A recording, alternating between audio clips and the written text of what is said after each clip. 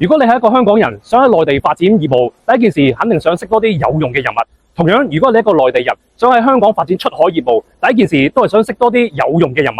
你會想象到有一個地方、有一個組織、有一個系統，能夠恆常地舉辦會議，每個人都清楚展示佢哋嘅專業，願意開放佢哋自己嘅人物，並且明確講明需要乜嘢人選。